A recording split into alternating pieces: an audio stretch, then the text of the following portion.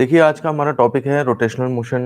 हमारा यूनिट चल रही है अप्लाइड फिजिक्स फर्स्ट में, चौथी यूनिट है ये। और इसमें हम पिछले टर्म पे बल आघूर्ण और मोमेंट ऑफ फोर्स, बलयुग्म का आघूर्ण और बल आघूर्ण, ये सब देख चुके हैं।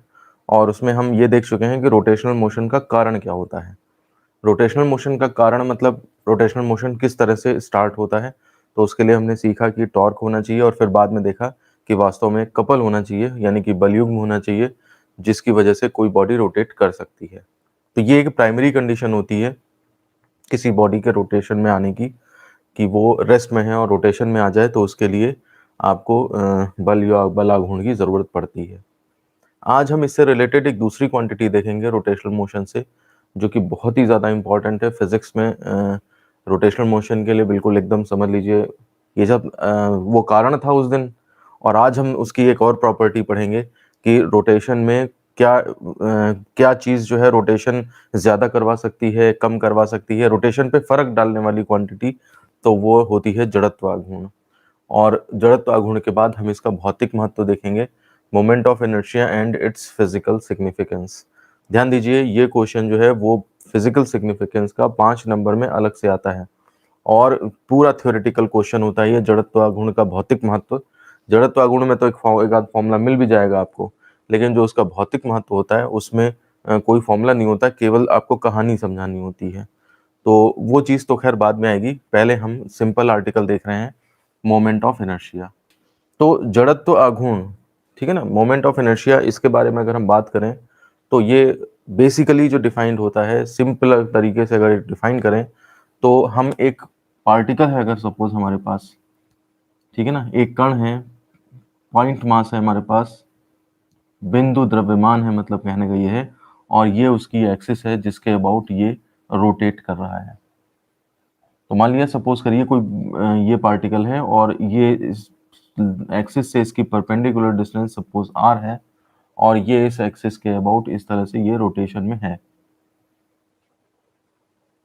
तो अगर कोई पार्टिकल किसी अक्ष के परितः घूर्णन गति कर रहा है, रोटेशनल मोशन कर रहा है, तो उस केस में उस अकेले कण का, केस फर्स्ट देख रहे हैं हम, एक कण का जड़त्वाघूर्ण कितना होता है, ठीक है ना।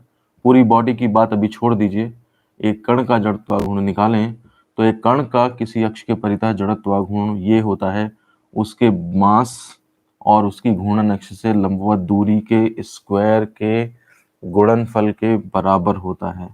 ये फॉर्मूला आपका जो है वो एक कण के जड़त्वाघूर्ण का बनता है। मतलब आप इसी को लैंग्वेज में लिख देंगे, उसके द्रव्यमान, ठीक है ना, द्रव्यमान और उसकी जो घूर्णन अक्ष से दूरी, घूर्णन अक्ष से दूरी के स्क्वायर के मल्टीप्लाई, ठीक है ना, पहले स्क्वायर किया फिर मल्टीप्लाई किया, के बराबर होता है। सिंपल सी लैंग्वेज, जो फॉर्मूला आपने याद किया उसी के बेस पे लैंग्वेज बन जाएगी। किसी अक्ष के परितः घूमते हुए कण का जड़त्वाघूर्ण उसके द्रव्यमान और उसकी घूर्णन अक्ष से दूरी के वर्ग के गुणनफल के बराबर होता है। जो जो सिंबल लगे हैं सबका मीनिंग आप लिख दीजिए लैंग्वेज में, आपकी डेफिनेशन बन जाएगी। मुझे बताइए, इसमें कोई प्रॉब्लम तो नहीं है आपको? ये एक नई चीज है जो आपको पढ़ाई जा रही है, तो इसमें समझ लीजिए आप कि क्या इसके बारे में, कैसे फॉर्मूला या कैसे, क्या फॉर्मूला ही है बस, कैसे आया इससे कोई मतलब ही नहीं है, ये तो डायरेक्ट बता दिया गया आपको। ध्यान दीजिए, मैं बता दूं आपको, हमने अभी कण के जड़त्वाघूर्ण की वैल्यू देखी है, ठीक है ना, ये कितना होता है ये देख रहे हैं हम। कहने का मतलब है हम इसको क्वांटिटेटिवली देख रहे हैं अभी, ठीक है ना। क्या होता है, क्या काम आता है, ये चीज अभी नहीं देख रहे हैं, ये चीज हम आपको भौतिक महत्व में बताएंगे, ठीक है ना। तो कितना होता है, कैसे निकालते हैं, क्या फॉर्मूला होता है, वो सारी की सारी चीजें जो हैं वो हमने यहाँ पे देखी हैं। अब थोड़ी बातें इसके बारे में कर लेते हैं कि इसकी यूनिट क्या होगी। तो अगर हम कहें कि इसकी यूनिट क्या होगी, तो आप सिंपल निकाल सकते हैं, किलोग्राम मीटर स्क्वायर। दूसरी अगर हम बात करें इसके बारे में, इसकी डायमेंशन क्या होगी, तो इसकी डायमेंशन आप निकाल सकते हैं, मास है तो m, और एल स्क्वायर, टी है नहीं तो टी जीरो अपने आप लगा दीजिए, ये इसकी डायमेंशन निकल जाएगी। इसके बाद थोड़ी सी बात कर लेते हैं कि ये स्केलर है या वेक्टर है। तो आप ध्यान रखिए कि इसमें डायरेक्शन का तो कोई मतलब है नहीं, लेकिन पूरी तरह से ये स्केलर भी नहीं है, ठीक है ना। इसके अंदर ये केस बनता है कि ऐसी क्वांटिटीज जिनकी वैल्यू अलग अलग डायरेक्शंस में अलग अलग हो जाए, तो उस क्वांटिटी को एक नई क्वांटिटी बोला जाता है टेंसर, ठीक है ना। लेकिन टेंसर आपके सिलेबस में नहीं है, तो इसलिए अगर पेपर में एक नंबर में क्वेश्चन आता है और मान लिया चॉइस दी रहती है, तो अगर आपके पास टेंसर नहीं दिया है तो फिर उस केस में आप स्केलर पे आंसर ट्रिक करेंगे, ठीक है ना। और अगर मान लिया सपोज करिए पूछा जाता है कि ये कौन सी क्वांटिटी है, तो आप लिख देंगे ये है स्केलर है, और ब्रैकेट में भले ही आप अब टेंसर दिखा दें, ठीक है ना। मान लिया एग्जामिनर का मूड नहीं है, वो टेंसर ही जानना चाह रहा है आपको, तो आप ब्रैकेट में लिख के दिखा सकते हैं कि एक्चुअली ये टेंसर है, अदरवाइज हमारे सिलेबस के हिसाब से जो है वो स्केलर है। जैसे कोई कंसेप्ट होता है ना, तो छोटे क्लास में उसको थोड़ा सा कम करके बता दिया जाता है, लेकिन जब बच्चा बड़ा हो जाता है तो डिटेल में पढ़ लेता है। तो वो समझिए आप लोअर क्लास में हैं, तो आपके लिए मोमेंट ऑफ इनर्शिया स्केलर है, जड़त्व आघूर्ण जो है वो अदिश राशि है, ठीक है ना। स्केलर मतलब अदिश। लेकिन जब आप हायर क्लासेस में पहुंचेंगे तो आपको बताया जाएगा कि मोमेंट ऑफ इनर्शिया जो है वो टेंसर क्वांटिटी होती है। तो इसलिए आप ये चीज़ ध्यान रखें कि यूनिट इतनी हो गई, डायमेंशन इतनी हो गई, और स्केलर वेक्टर के बारे में बात करें तो ये आपके लेवल पे स्केलर है, लेकिन एक्चुअली ये टेंसर होता है।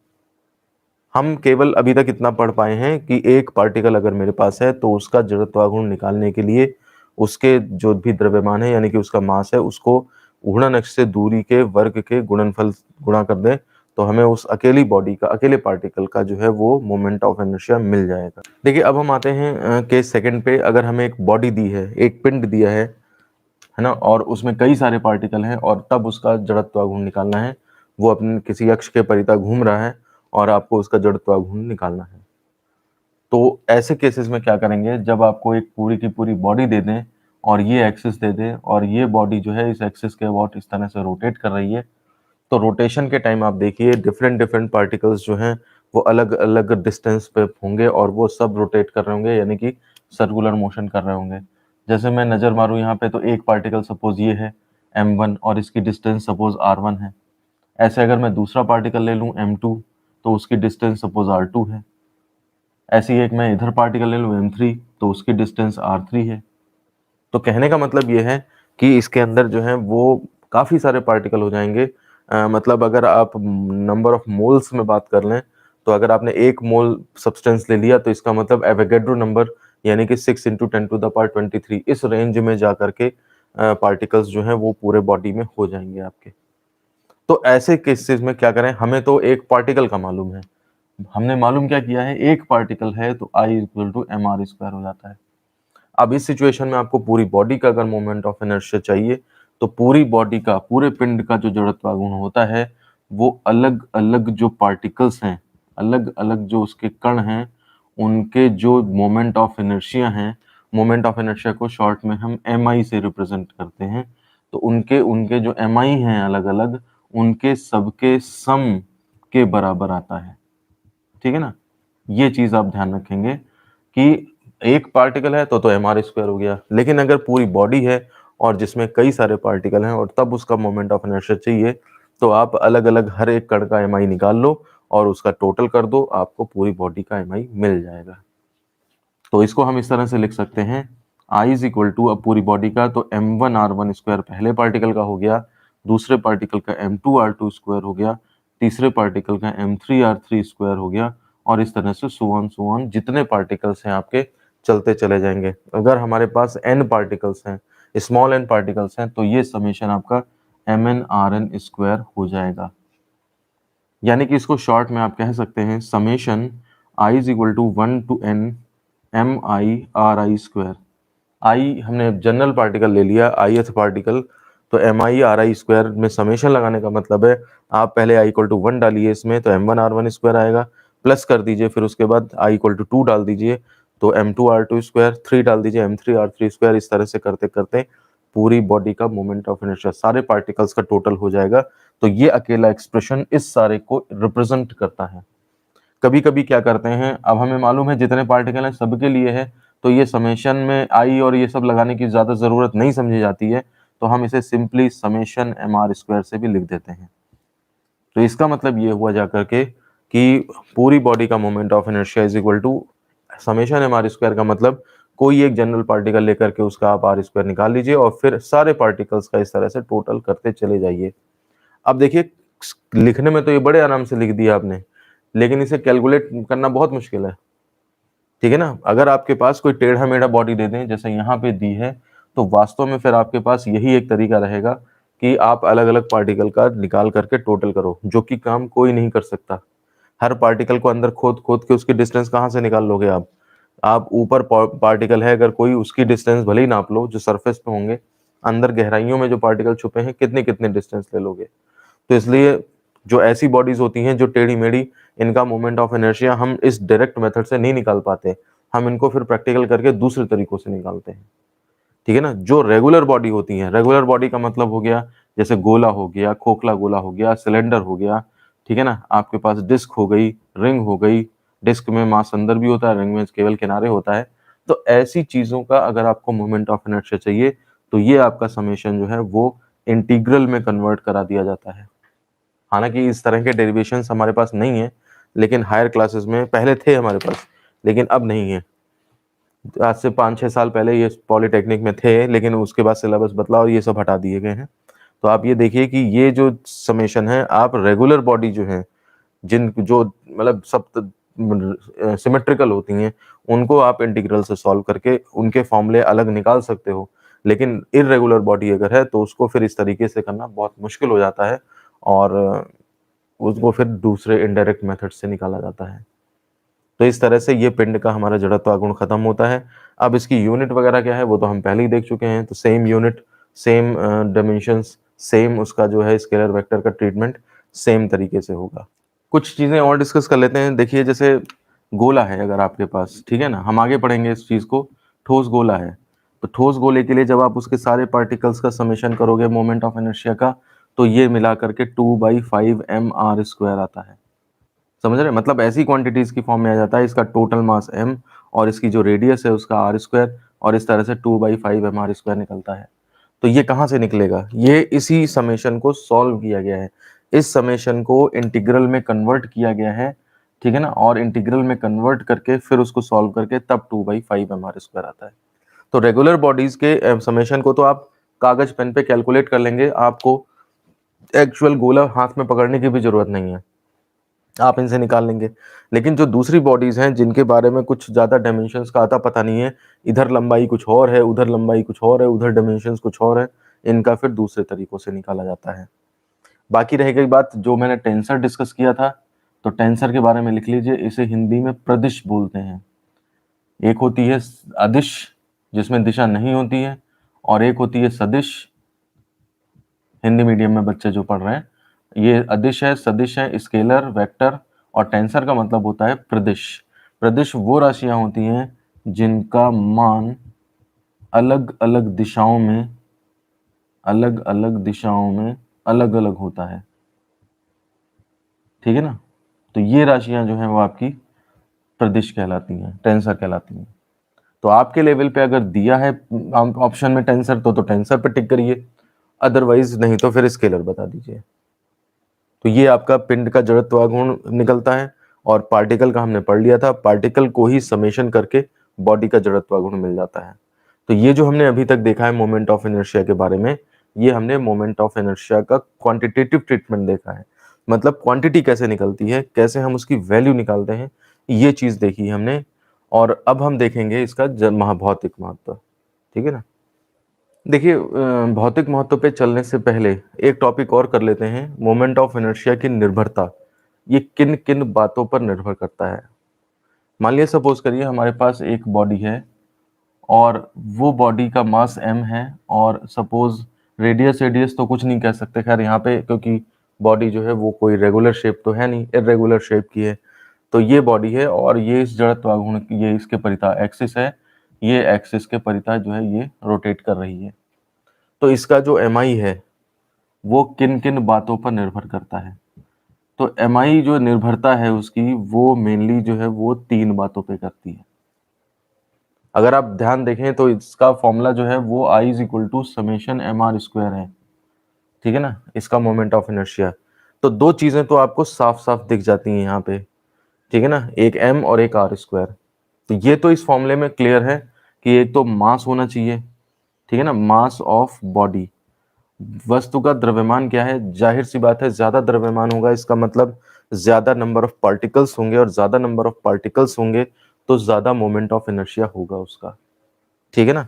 इसका मतलब ये हो गया मास ज्यादा तो उसका मोमेंट ऑफ इनर्शिया भी ज्यादा होगा। ये तो पहली चीज है जो फॉर्मूले से साफ साफ नजर आ रही है। अब जो दूसरी चीज है आर स्क्वायर, आर स्क्वायर का मतलब होता है कि पार्टिकल्स जो हैं वो कितनी दूरी पे हैं। तो ये इस चीज को ये कहा जाता है द्रव्यमान का वितरण क्या है, द्रव्यमान का वितरण यानी कि डिस्ट्रीब्यूशन ऑफ मास, ठीक है ना। जो मास है माने कि डिफरेंट डिफरेंट पार्टिकल्स हैं वो कहाँ कहाँ पर डिस्ट्रीब्यूटेड हैं। इसी पार्टिकल को उठा के मैं दूर कर दूं, यानी कि मास तो ऐसा ही रखूं बॉडी का, लेकिन इसका शेप बदल के मैं ऐसा कर दूं अगर, ठीक है ना, वो टेढ़ा मेढ़ा कुछ इस तरह से ऐसे कर दिया मैंने, तो यही पार्टिकल्स जो पास पास थे ये पार्टिकल्स दूर दूर चले जाएंगे, और इसका मतलब इनकी डिस्टेंसेस बढ़ जाएंगी, और डिस्टेंसेस बढ़ने की वजह से जो है मोमेंट ऑफ इनर्शिया बढ़ जाएगा। तो डिस्ट्रीब्यूशन मास का मतलब है कि आर क्या क्या है, अगर दूरियां ज्यादा ज्यादा हो गई तो मोमेंट ऑफ इनर्शिया जो है वो बढ़ता चला जाएगा। तो इसलिए आपको इसी केवल इस बात से मतलब नहीं है कि मास है कि बस हो गया तो मोमेंट ऑफ इनर्शिया, वो मास कहाँ पर रखे हैं। अगर वो ज्यादा ज्यादा दूरियों पर रखे हैं, उनका डिस्ट्रीब्यूशन ऐसा है कि वो ज्यादा ज्यादा दूरियों पर रखे हैं, तो उस केस में आप देखिए मोमेंट ऑफ इनर्शिया आपका बदलने लगेगा। ज्यादा ज्यादा जिस बॉडी में ज्यादा ज्यादा दूरियों पर पार्टिकल रखे होंगे उसका मोमेंट ऑफ इनर्शिया ज्यादा निकलेगा। और तीसरी बात यहाँ पर यह है कि घूर्णन अक्ष, आपका जो एक्सिस ऑफ रोटेशन है, ठीक है ना, वो कहां पर है, किसके अबाउट आप उसको घुमा रहे हो। इसी बॉडी को अगर मैं इस एक्सिस के अबाउट बजाय इस एक्सिस के अबाउट घुमाने लगूं, तो देखिए आपके मास तो वही रहेंगे, पार्टिकल्स तो वही रहेंगे, लेकिन उनके डिस्टेंसेस में चेंजेस आ जाएंगे, ठीक है ना। या फिर अगर मैं सपोज करिए इसको धागे में बांध लूं और फिर एक एक्सिस और है उससे के अबाउट घुमाने लगूं, या मैं इस एक्सिस के अबाउट घुमाने लगूं, या मैं इस एक्सिस के अबाउट घुमाने लगूं, या मैं इस एक्सिस के अबाउट घुमाने लगूं, तो घूर्णन एक्सिस की स्थिति बदलने से भी आई जो है वो बदलता है। जैसे आप देखिए कि एक सिक्का लिया आपने, ठीक है ना, उस सिक्के को आप चाहो तो जमीन पे ऐसे भी चला सकते हो, इस तरह से रोटेट कराते हुए आपने खड़ा करके और खिसका दिया आगे, तो वो ऐसे रोटेट करते हुए चला जाएगा आगे। उसी सिक्के को आप क्या कर सकते हो, आप एक जगह पे ही खड़ा रखो और केवल उसमें इस तरह से रोटेशन दे दो। कुछ लोग क्या करते हैं, ऐसे खड़ा किया एकदम टेबल पे और यूं नचा दिया, तो अब ये सिक्का ऐसे ऐसे नाच रहा है इस केस में, और इसमें वो नाचते हुए आगे भी जा रहा है। तो यहाँ पे घूर्णन अक्ष क्या हो गई, यहाँ पे इसकी घूर्णन अक्ष ये जो हो गई वो इस तरह की लाइन हो गई, एक लाइन जो कि इसके प्लेन के परपेंडिकुलर है, इस अक्ष के परितः ये इस तरह से घूम रहा है।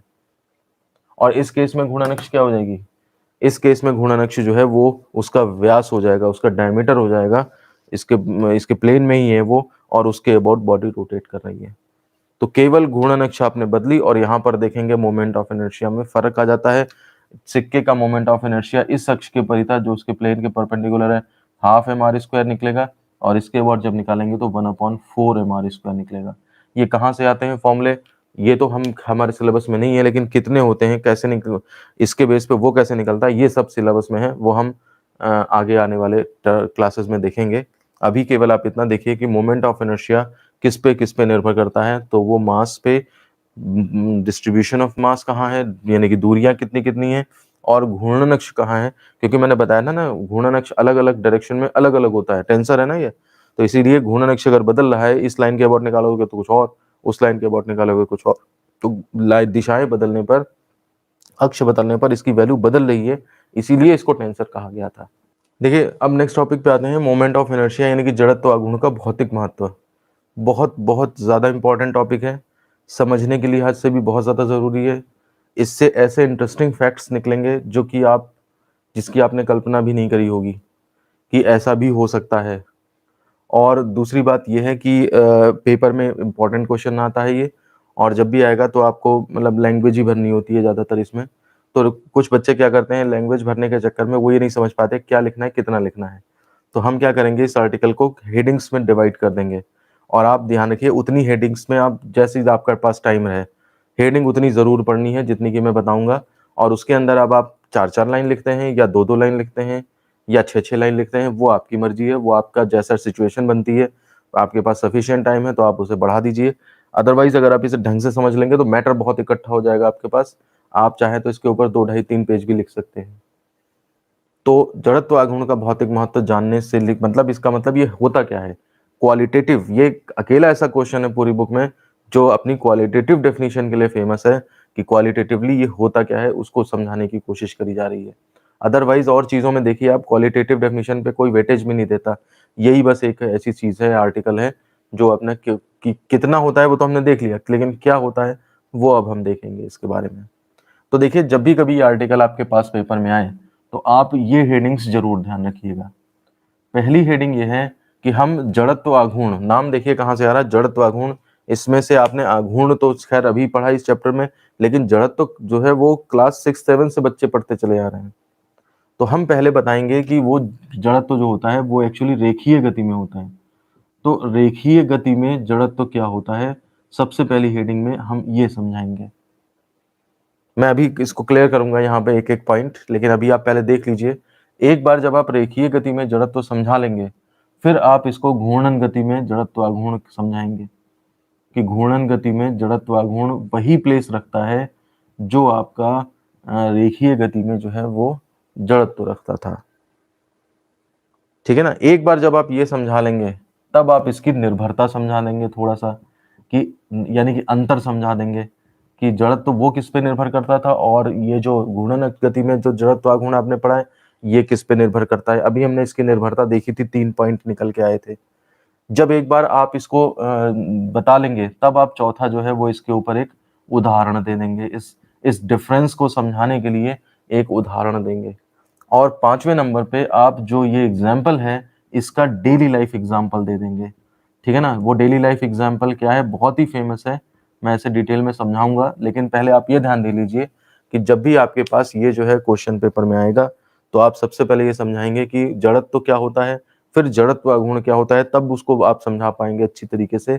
और निर्भरता यानी कि किसके किसके ऊपर, वो किस पे निर्भर करता है, ये किस पे निर्भर करता है, मतलब इन दोनों के बीच में डिफरेंसेस क्या क्या है वो चीज समझाएंगे। फिर एक एग्जाम्पल देंगे ताकि निर्भरता यानी कि अंतर और अच्छी तरह से समझ में आ जाए। और उसके बाद फिर उसी उदाहरण के ऊपर बेस्ड डेली लाइफ में एक ऐसा एग्जाम्पल देंगे जिससे कि आप कहेंगे हाँ देखो वास्तव में होता है।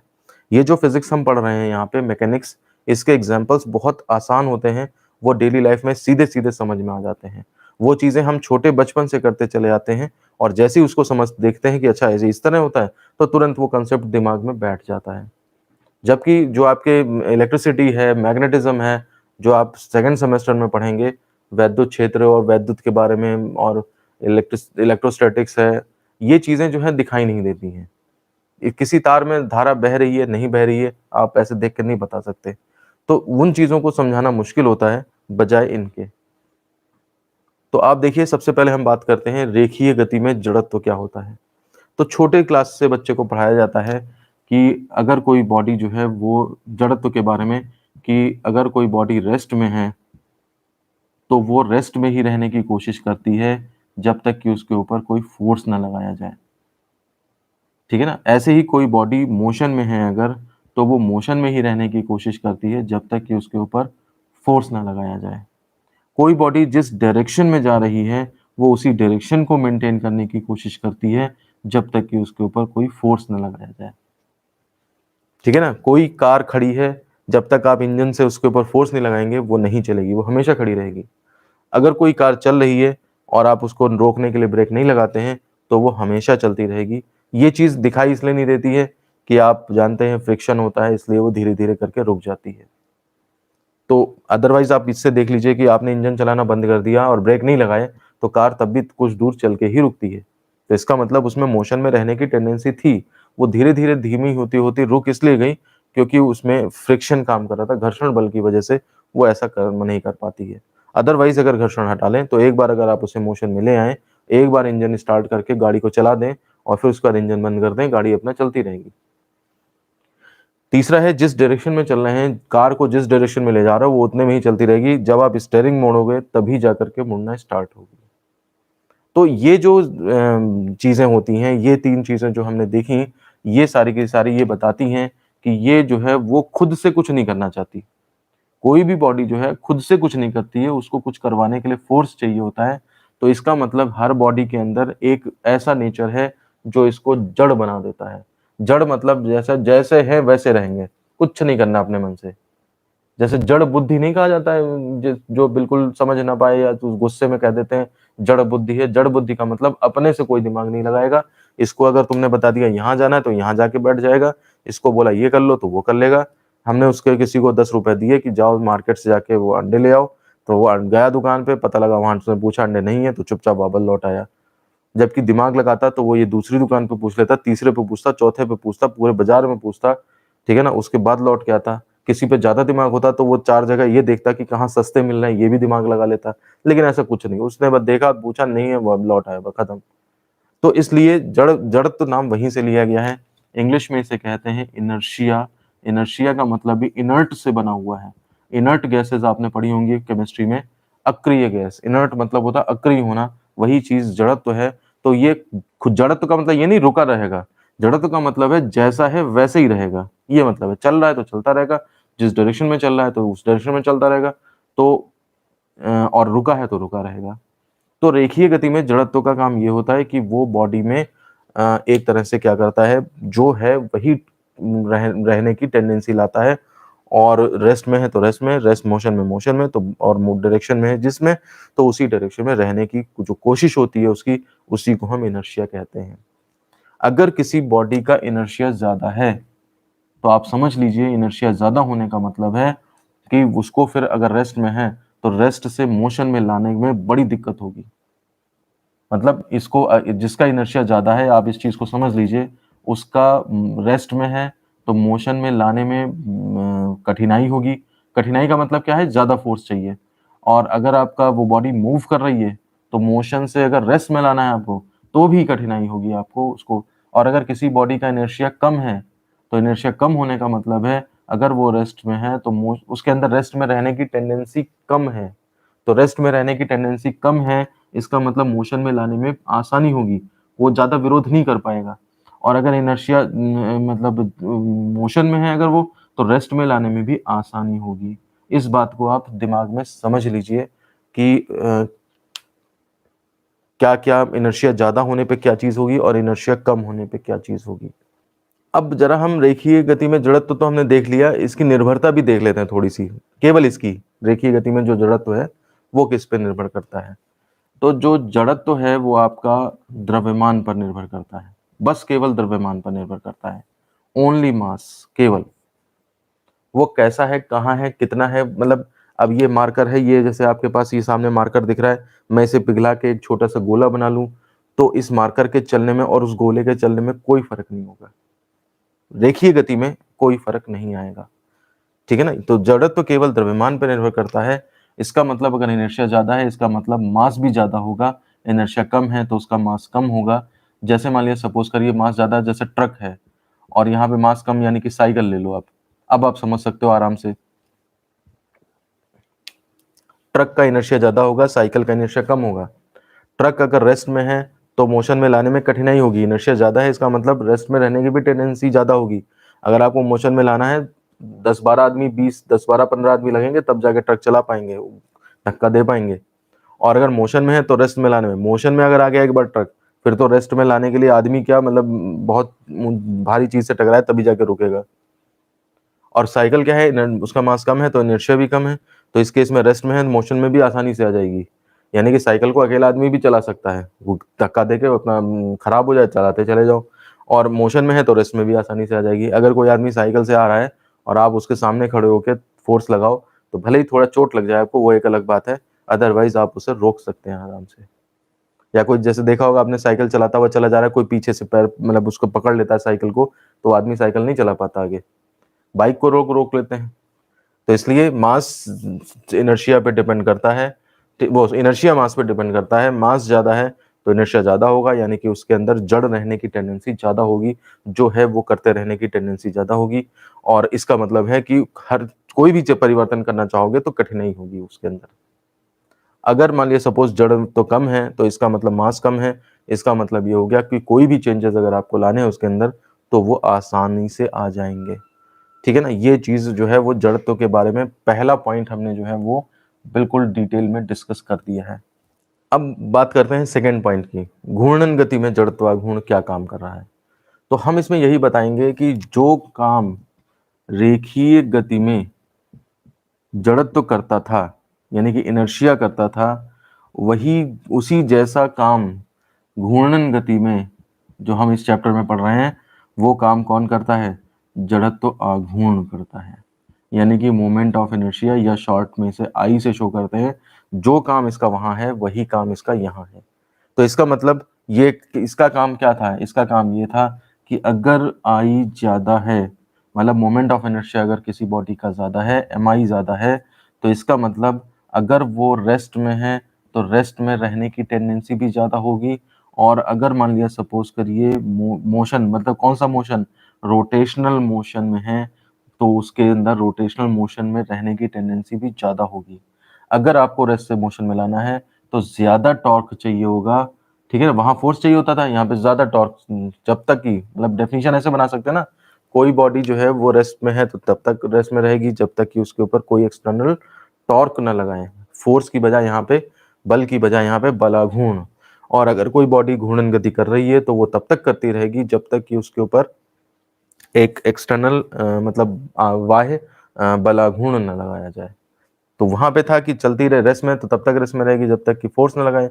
यहाँ पे रेस्ट में है तब तक रेस्ट में रहेगी जब तक कि कोई एक्सटर्नल टॉर्क न लगाए। फिर उसमें था कि यहाँ पे था कि मोशन में है तो तब तक मोशन में रहेगी जब तक कि कोई एक्सटर्नल फोर्स न लगाए। यहाँ पे बस रोटेशनल मोशन में है, फोर्स की मोशन की जगह रोटेशनल मोशन आ जाएगा, गति की जगह घूर्णन गति आ जाएगा, और बल की जगह बलाघूर्ण आ जाएगा। तो बिल्कुल सेम टू सेम जो यहाँ पे इनर्शिया काम करता था, वही काम यहाँ पर जो है वो मोमेंट ऑफ इनर्शिया करता है। ठीक है ना, इसका मतलब यह है कि अगर किसी बॉडी का मोमेंट ऑफ इनर्शिया ज्यादा है, मोमेंट ऑफ इनर्शिया अगर ज्यादा है, तो उसको रेस्ट से मोशन में लाने पर, रोटेशनल मोशन में लाने में भी कठिनाई होगी। कठिनाई का मतलब ज्यादा टॉर्क चाहिए। और अगर वो मोशन में है तो रेस्ट में लाने में भी कठिनाई होगी, यानी कि उसके लिए ज्यादा टॉर्क चाहिए होगा। इसके विपरीत अगर किसी बॉडी का मोमेंट ऑफ इनर्शिया कम है, तो इसका मतलब इनर्शिया कम है, मोमेंट ऑफ इनर्शिया कम है, तो इसका मतलब रेस्ट में रहने की भी टेंडेंसी कम है और रोटेशनल मोशन में रहने की भी टेंडेंसी कम है। इसका मतलब आपको रेस्ट से मोशन में लाना है तो आसानी से आ जाएगी, और अगर मोशन से रेस्ट में लाना है तो भी आसानी से आ जाएगी। जब आप ये दो पॉइंट डिस्कस कर देंगे तो तीसरा पॉइंट डिस्कस करेंगे कि निर्भरता क्या क्या होती है। तो आप बताएंगे कि जो जड़त्व होता है वो केवल मास पे निर्भर करता है, द्रव्यमान पे निर्भर करता है। लेकिन हमने आज ही बताया था आपको, जड़त्व आघूर्ण के बारे में बताया था कि जड़त्व आघूर्ण जो है वो तीन चीजों पे निर्भर करने लगता है। वो द्रव्यमान पे तो करता ही करता है, लेकिन साथ ही साथ जो है वो डिस्ट्रीब्यूशन ऑफ मास यानी कि द्रव्यमान का जो वितरण है उसके ऊपर भी निर्भर करता है। और साथ ही साथ एक्सिस ऑफ रोटेशन क्या है, यानी कि घूर्णन अक्ष क्या है, उसके ऊपर भी निर्भर करता है। तो इसकी निर्भरता ज्यादा चीजों पे है, इसकी निर्भरता कम चीजों पे है। कहने का मतलब है सबसे इंटरेस्टिंग फैक्ट तो यही है, डिस्ट्रीब्यूशन ऑफ मास और एक्सिस ऑफ रोटेशन। आप देखेंगे कि एक ही चीज रहेगी, एक ही डिस्क रहेगी, आप अलग अलग लाइनों के अबाउट निकालते चले जाएंगे, अलग अलग मोमेंट ऑफ इनर्शिया निकलता चला जाएगा। एक ही गोला है, उसका व्यास के परिधा निकाले अलग आएगा, स्पर्श रेखा के परिधा निकालें तो अलग आएगा, अलग अलग चीजों में अलग अलग होता चला जाएगा। और डिस्ट्रीब्यूशन ऑफ मास, एक ही जैसा गोला है, उसी को खोखला कर दें, उसी को भारी मतलब पूरा सॉलिड कर दें, उनके मोमेंट ऑफ इनर्शिया अलग अलग हो जाते हैं। तो ये बड़ी इंटरेस्टिंग सी चीज निकलती है। तो निर्भरता आप देखिए इसकी केवल एक चीज पे है, लेकिन इसकी जो है तीन चीजों पे है। तो ये चीज अगर आप लैंग्वेज वाइज लिख देंगे कि इसमें ऐसा ऐसा होता है जबकि इसमें ऐसा ऐसा होता है, तो आपका जो है वो ये आपका पार्ट जो है मोमेंट ऑफ इनर्शिया का बहुत निर्भरता, ये चीज क्लियर हो जाएगी आपकी। अब इसी चीज पे एग्जाम्पल देना है हमें। तो एग्जाम्पल देने के लिए जो है वो हम क्या करेंगे कि एक पार्टिकल लेकर के समझाएंगे, एक बॉडी लेकर के समझाएंगे कि देखो डिस्ट्रीब्यूशन ऑफ मास का ये फर्क पड़ा। तो इसके लिए जो बेस्ट एग्जाम्पल होता है उदाहरण जिसमें समझाया जाए आपको कि हाँ डिस्ट्रीब्यूशन ऑफ मास का क्या फर्क पड़ रहा है, तो उसमें हम एक रिंग और एक डिस्क लेते हैं, ठीक है ना। रिंग का मतलब आप समझते हैं, जैसे लोग चूड़ियां पहनते हैं, कड़ा पहनते हैं, तो वो आपका रिंग का एग्जाम्पल हो गया। रिंग में आपका मास जो है वो किनारे किनारे रहता है बस, ठीक है ना, अंदर जो है वो खाली रहता है। सेंटर जो है इसका, ये सेंटर होता है, सेंटर इसका केंद्र हवा में होता है, ये मान के चलिए आप, ठीक है ना। और एक हमने डिस्क ले ली है, ठीक है ना, डिस्क में मास सब जगह रहता है। तो एक रिंग है, एक डिस्क है। रिंग का भी मास कैपिटल एम है, डिस्क का भी मास कैपिटल एम है। रिंग की रेडियस आर है और डिस्क की रेडियस भी कैपिटल आर है। अब हमें यह देखना है कि इनके मोमेंट ऑफ इनर्शिया क्या सेम होंगे या अलग अलग होंगे। तो आप ये देखिए, थोड़ा 1 मिनट सोचिए, इसमें बताइए मुझे कि इनके मोमेंट ऑफ इनर्शिया क्या अलग अलग होंगे या सेम होंगे। सेम मास है, सेम रेडियस है, और अगर अलग अलग होंगे तो आप ये बताइए कि किसका ज्यादा होगा, किसका कम होगा, ठीक है ना। मेरा क्वेश्चन है कि इन दोनों बॉडीज के, रिंग जिसमें कि मास केवल किनारे किनारे है और डिस्क जिसमें मास पूरे में फैला है, मास बराबर है और रेडियस सेम है, सब कुछ सेम है मास और रेडियस के मामले में, तो क्या इसके अंदर इन दोनों के मोमेंट ऑफ इनर्शिया सेम होंगे या डिफरेंट डिफरेंट होंगे। थोड़ा सा दिमाग लगाइए, डेफिनेशन सोचिए, समेशन एम आर स्क्वायर अगर अप्लाई करेंगे आप इसके अंदर तो क्या सेम आएगा या डिफरेंट। देखिए मैं आपको बताता हूं, अगर आप इसमें समेशन एम आर स्क्वायर करोगे और इसके अंदर भी समेशन एम आर स्क्वायर करोगे, पार्टिकल्स देखिए सेम होंगे। अगर मास सेम है, मान लिया इसके अंदर 1000 पार्टिकल्स है फॉर एग्जांपल, और इसके अंदर भी 1000 पार्टिकल्स हैं, तो इसके अंदर जो 1000 पार्टिकल्स हैं वो सारे के सारे यहीं पर हो सकते हैं, यानी कि उनके सब की दूरियां क्या होंगी, कैपिटल आर होंगी। लेकिन इसके अंदर 1000 पार्टिकल्स में से वो अंदर भी होंगे बहुत सारे, और पूरी बाउंड्री पे भी होंगे। पूरी बाउंड्री पे मान लिया 100 लोग हैं जिनकी डिस्टेंस आपकी कैपिटल आर है, और बाकी 900 लोग ऐसे हैं जो डिफरेंट डिफरेंट डिस्टेंसेस हैं और वो कम कम है। तो जब आप यहाँ पर देखोगे तो एक एक मास को जब m1 r1 square plus m2 r2 square ऐसे ऐसे करोगे, ठीक है ना, तो मासेस तो चलिए पार्टिकल के जो भी हो गए, और डिस्टेंसेस हर एक की आपकी ज्यादा कैपिटल आर पुट होगी। और यहाँ पर क्या होगा, जब आप m1 r1 square plus m2 r2 square और इस तरह से करोगे, तो यहाँ पर जो डिस्टेंसेस हैं वो आपकी किसी की कम, किसी की ज्यादा, किसी की कुछ, किसी की कुछ, तो इस तरह से आपका पास कुछ ही पार्टिकल होंगे जिसमें कि जो इस तरह का मोमेंट ऑफ इनर्शिया रखेंगे, और बाकी सबके डिस्टेंसेस कम होने की वजह से उनका मोमेंट ऑफ इनर्शिया जो है उन पार्टिकल्स का कम कम होता चला जाएगा। तो इसको जब समेशन एम आर स्क्वायर खोलेंगे तो 1000 टर्म आएंगी, इसको भी खोलेंगे तो 1000 टर्म आएंगी, इसकी 1000 टर्म में सब में डिस्टेंसेस आर होंगी, यानी कि ज्यादा बन जाएगा, और इसकी 1000 टर्म्स में कुछ की होंगी आर डिस्टेंस, बाकी की तो कम, तो इसलिए ये 1000 टर्म्स का सम कम बनेगा। तो इसलिए हम कह सकते हैं कि रिंग का moment of inertia I of ring और आई ऑफ डिस्क में से आपका रिंग का मोमेंट ऑफ इनर्शिया ज्यादा होगा। ये एग्जाम्पल है, आप इसको लैंग्वेज वाइज समझाएंगे, डायग्राम बना देंगे और लैंग्वेज वाइज समझाएंगे कि इसके अंदर सारे मासेस जो हैं वो सेम डिस्टेंस पे हैं और इसमें कुछ कम डिस्टेंस पे भी हैं। इसलिए जब हम समेशन आर स्क्वायर से इसका मान निकालेंगे जड़त्वाघूर्ण का, तो रिंग का ज़्यादा निकलेगा और डिस्क का कम निकलेगा। तो इसमें देखिए साफ साफ दिखाया गया है, एक्सिस जो है वो आपकी सेम रखी गई है, मतलब जड़त्वाघूर्ण पे निर्भरता जो थी एम आई की, वो 3 चीज़ों पे थी ना, मास, दूसरा डिस्ट्रीब्यूशन, और तीसरा एक्सिस। आपने मास सेम रख लिया, एक्सिस सेम रख लिया, लेकिन डिस्ट्रीब्यूशन ऑफ मास बदल दिया। केवल डिस्ट्रीब्यूशन बदलने से पार्टिकल्स जो किनारे गिरा थे उनको अंदर भी ले आए, और आपका देखिए मोमेंट ऑफ इनर्शिया बदल गया जाकर के। तो इसलिए मोमेंट ऑफ इनर्शिया का कंसेप्ट वास्ट है बजाय उस सिंपल इनर्शिया के। सिंपल इनर्शिया तो मास पे डिपेंड करेगा बस, अब धीमे रेस्ट है, मोशन में लाना है, मोशन में रेस्ट में लाना, आप सेम चीजें रहेंगी दोनों के लिए। अगर हम इन दोनों को चलाएं केवल, ठीक है ना, तो सेम रहेंगे क्योंकि मास सेम है। तो ये सेम है, लीनियर मोशन दोनों में सेम होगा, लेकिन रोटेशनल मोशन जो है दोनों में डिफरेंट हो जाएगा। ये एक इंपॉर्टेंट इसको कंसेप्ट को बना देता है जाकर के। अब देखिए जरा इसको डेली लाइफ एग्जांपल देख लेते हैं इसके ऊपर। दैनिक जीवन में इसका एक उदाहरण है बहुत अच्छा, हम उसको बात करते हैं। आप ध्यान दीजिए, जो साइकिल चलाई जाती है, ठीक है ना, तो साइकिल का जो पहिया होता है, साइकिल का जो व्हील होता है, उस पहिए को बनाने के लिए क्या करते हैं कि स्टील का एक रिम लेते हैं, किनारे किनारे रिंग टाइप की लेते हैं, और उस स्टील के रिम में क्या करते हैं, वहीं पे टायर चढ़ा देते हैं, और जो सेंटर है अब इससे जोड़े कैसे, तो उसके लिए तीलियों का इस्तेमाल करते हैं। ठीक है ना, आपने देखा होगा तीलियां होती हैं साइकिल के पहिए में, और तीलियां जो है वो कोई मजबूत नहीं होती, ज्यादा कमजोर होती हैं, आप पत्थर मार दो, ये तीलियां टेढ़ी टेढ़ी हो जाती हैं, फिर सही करानी पड़ती हैं। तो क्वेश्चन ये अराइज होता है कि अगर हम डिस्क का पहिया बना देते तो क्या दिक्कत थी। डिस्क का पहिया जो है, अगर मान लिया सपोज पूरी स्टील की ऐसे रिम लगा दें तो ये मजबूत हो जाएगा, ठीक है ना, मजबूत हो जाएगी साइकिल, उसमें तीलियों की कोई समस्या नहीं रहेगी। इतनी सारी तीलियां जोड़ना, ये करना वो करना, इतना महीन बारीक काम करना, ये चीज क्यों करी जाती है, ये क्वेश्चन जो है वो समझाना है आपको, ठीक है ना। कि साइकिल के पहिए में जो रिम होती है, मतलब उसका पहिया जो है वो रिंग की तरह से बनाया जाता है, उसमें रिंग स्ट्रक्चर लाने की कोशिश करी जाती है बजाय डिस्क के। ऐसा क्यों किया जाता है। तो अब आप ये तो समझ गए हो कि हमने ये बात पढ़ाई है, तो इसका मतलब कुछ ना कुछ इसका तो यूज होएगा ही होएगा, ठीक है ना। कि हम ये कह सकते हैं कि रिंग का मोमेंट ऑफ इनर्शिया ज्यादा होता है, डिस्क का कम होता है, तो इस वजह से साइकिल में पहिया जो है वो, इसमें पेपर में आए तो आप इतना लिख सकते हो, ठीक है ना, अगर ये कारण पूछा जाए। लेकिन अगर डिटेल में पता करना है आपको, तो थोड़ा सा आपको और ज्यादा चीजें समझनी पड़ेंगी, और जब आप इसको समझ जाएंगे तो आपको पूरे कंसेप्ट क्लियर हो जाएंगे। मैं इस चीज को जरा सा यहाँ पे फिर से लिख देता हूँ, I of ring is greater than I of disk, ठीक है ना। अब मैं इसको मिटा देता हूं, और आप ध्यान से देखिए कि मतलब मोमेंट ऑफ इनर्शिया रिंग का ज्यादा होने से क्या होगा।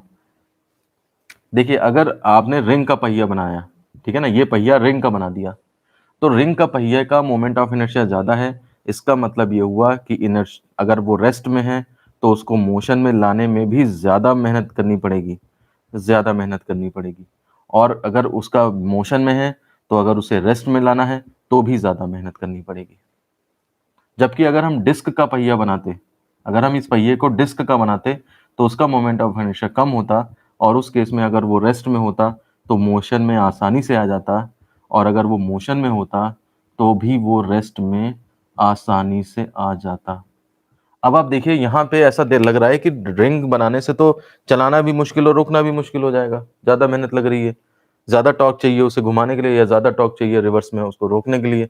लेकिन डिस्क में तो बहुत आसानी है, आसानी से चल भी जाएगी। तो अगर सागर डिस्क बनाने से साइकिल आसानी से चल रही है, फिर जबरदस्ती क्यों ये रिंग वाला स्ट्रक्चर यूज करते हैं।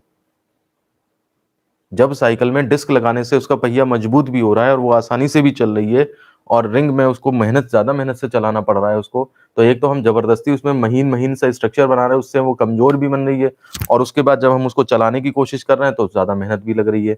तो ये चीज कैसे समझाएंगे आप, ये चीज कैसे समझ में आएगी, जरा इसका आंसर कोई दे सकता है। ये आप लोगों को प्रॉब्लम समझ में आ गई है। मैं जो आपसे क्वेश्चन राइज कर रहा हूँ आपके सामने, जो क्वेश्चन रेज कर रहा हूँ, ये समझ में आ गया आपको कि क्या मैं पूछना चाह रहा हूँ आपसे। कि साइकिल का पहिया जो है वो, मैं ये पूछना चाह रहा हूँ, साइकिल के पहिए को अगर हमने रिंग स्ट्रक्चर में बनाया, तीलियां लगाई उसमें और ये सब इस तरह से बनाया, तो उसे चलाना भी मेहनती वाला काम है, रोकना भी मेहनत में। और अगर इसके बजाय मैं उसकी जगह डिस्क लगा देता हूँ तो पहिया मजबूत भी हो जाता, और मजबूत होने के साथ साथ चलती भी आसानी से, रुकती भी आसानी से। लेकिन तब भी उसमें रिंग स्ट्रक्चर का पहिया लगाया जाता है, डिस्क का नहीं, क्यों, इसकी वजह जानना चाह रहा हूँ। चलिए मैं बताता हूँ आपको, ये बात ध्यान से समझिएगा। थोड़ा सा मैं अब देखिए, डेली लाइफ एग्जांपल्स आपको हेडिंग्स तो पता लग गई हैं, मैं हेडिंग्स मिटा देता हूँ, ठीक है। इधर मैं समझा देता हूँ। देखिए, हमारी बॉडी जो है और मशीन में दो एक फर्क मेन होता है, बहुत बहुत ऐसे तो कई फर्क होते हैं। हमारी बॉडी जो है वो थकती है, जबकि मशीन नहीं थकती। मशीन गर्म हो सकती है, ठीक है ना, लेकिन वो थकती नहीं है। मैं वजह समझाता हूँ। जो ह्यूमन बॉडी होती है, उस ह्यूमन बॉडी में जैसे ही हम कोई वर्कआउट करना स्टार्ट करते हैं, जैसे आप में से कई लोग जिम वगैरह भी जाते होंगे, आपने देखा होगा कि एक सेट करने के बाद कहते हैं, मतलब 1 मिनट के लिए रेस्ट लेते हैं वो। तो जैसे ही आप वर्कआउट करना शुरू करते हैं तो हमारी बॉडी में लैक्टिक एसिड फॉर्मेशन होने लगता है। लैक्टिक एसिड, या मुझे एग्जैक्टली नाम नहीं याद है, एक तरह का एसिड होता है, और ये जो है फॉर्म होने लगता है, जो कि ब्रेन को सिग्नल भेजता है कि हमारा जो बॉडी है वो थक गई है, और इस तरह से हम थकान का फीलिंग करने लगते हैं। अच्छा, ये एसिड वापस डिसॉल्व भी होता रहता है, ठीक है ना, वापस बनता भी ये रहता है, डिसॉल्व भी होता रहता है। मतलब कहने का ये है, एक तरह से उत्क्रमणीय अभिक्रिया है, रिवर्सिबल रिएक्शन है।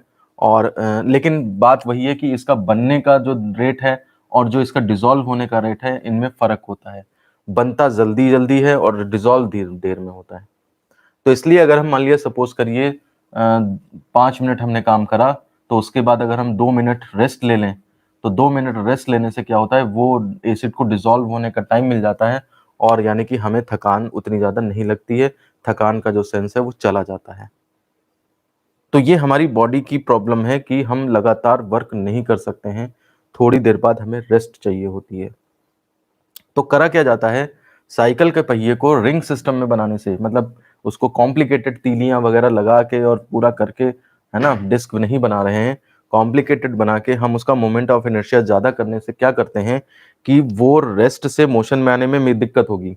मतलब आपको अगर उसे चलाना है तो देखना कई बच्चे क्या करते हैं कि पहले उसको थोड़ा सा जो है वो धक्का देते हैं अपने आप हाथों से साइकिल को, और जब वो मोशन में आ जाती है तब उसके बाद जो है वो एक एक पैडल मार करके भी मतलब उसको चला देते हैं पहले मोशन में, फिर दूसरा पैर रख करके उसके ऊपर बैठ जाते हैं।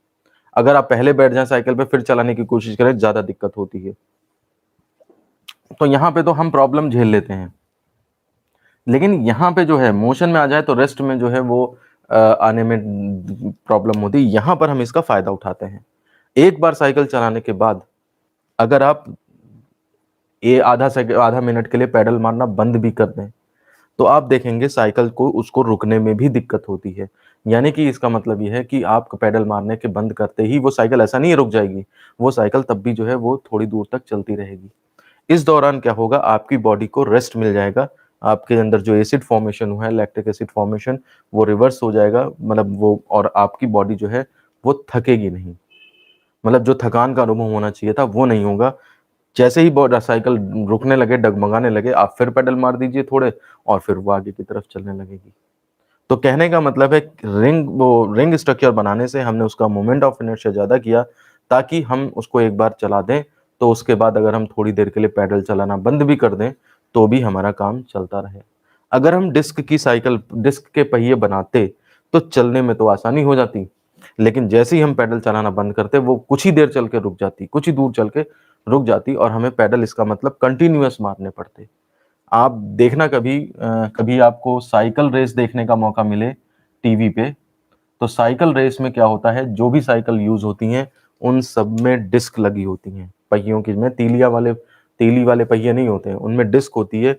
क्यों? क्योंकि वो आसानी से मोशन में आ जाएगी और उसमें भाई जैसे मान लिया सपोज 500 मीटर की रेस है, तो 500 मीटर की रेस में अब रेस चल रहे हो तो इसका मतलब ये थोड़ा ना है कि तुम्हें रेस्ट भी लेना है बीच में, उसमें तो तुम लगातार ही चलोगे ना, मैक्सिमम अपना एफर्ट दोगे।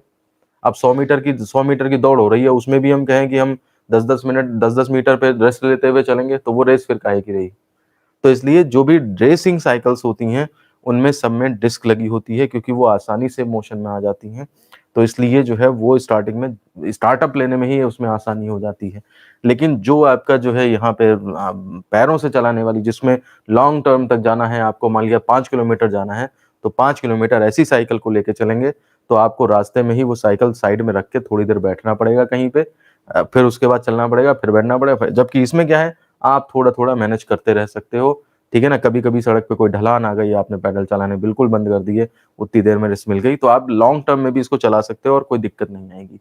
तो इस वजह से साइकिल के पहिए जो हैं वो रिंग सिस्टम के हिसाब से बनाए जाते हैं, ताकि उनका मोमेंट ऑफ इनर्शिया ज़्यादा रहे, ताकि हम उसे लंबी दूरियों तक चला सकें। तो हमें इससे मतलब नहीं था, देखिए टॉपिक इससे रिलेटेड नहीं था कि एसिड फॉर्मेशन और थकान का अनुभव ये टॉपिक इससे मतलब था कि रिंग सिस्टम क्यों बनाया गया, डिस्क सिस्टम। तो रिंग सिस्टम इसलिए बनाया गया ताकि मोमेंट ऑफ इनर्शिया उसका ज़्यादा रहे। अब ज़्यादा क्यों रखना है, ज़बरदस्ती मेहनत क्यों करवानी है, उसको समझाने के लिए तब आपको इसकी ज़रूरत पड़ेगी। ठीक है, तो फिर आज की क्लास में हमने जड़त्व आघूर्ण देखा, एक कण का जड़त्व आघूर्ण कितना होता है, एक बॉडी का जड़त्व आघूर्ण कितना होता है, और फिर उसके बाद हमने ये देखा कि जड़त्व आघूर्ण का वास्तव में क्या होता है, इसका आप कह लीजिए क्वालिटेटिव ट्रीटमेंट क्या होता है, या फिर इसका फिजिकल सिग्निफिकेंस क्या है फिजिक्स में और डेली लाइफ में। तो ये बहुत ही इंटरेस्टिंग टॉपिक है, इससे रिलेटेड एग्जाम्पल्स भी काफ़ी इंटरेस्टिंग होते हैं, वो आगे चल के धीरे धीरे आएंगे हमारे पास इस क्लास में, इस चैप्टर में। तो आज के वीडियो में बस इतना ही करते हैं, फिर आपसे अगला आर्टिकल अगले वीडियो में। तो इसी के साथ मैं क्लास ख़त्म करता हूँ। धन्यवाद।